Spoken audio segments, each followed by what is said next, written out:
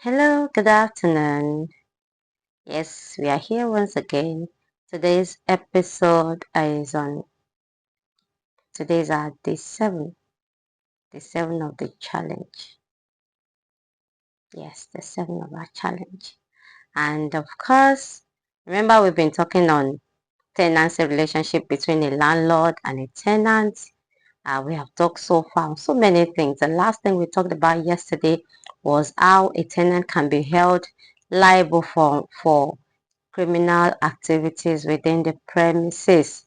Today we are going to look at anything, those things that can hold a landlord to liable to criminal activities. We see that where a landlord is aware of criminal activity within his premises, he allows it and still goes on to collect rent from the defaulting or suspected tenant, he will be held criminally liable. Where he has not been able to provide adequate security measures within the um, environment, within the house, for example, where a lawyer has provided a good apartment, there's burglary, there is at least reasonably to protect the tenant, he will not be held liable.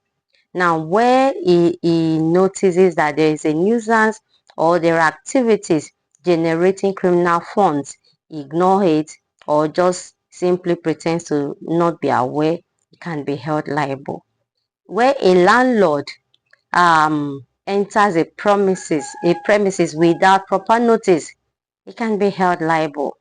Where a landlord also falsified notices for evictions, he can be held liable once found out. Where a landlord also um, provide a different lock entirely to a property without notifying the tenant concerned, without proper notice, it can actually be held liable. So, as it is for the tenant is not supposed to involve himself in illegal activities within the premises. Where it is done, the landlord has channels to hold him liable.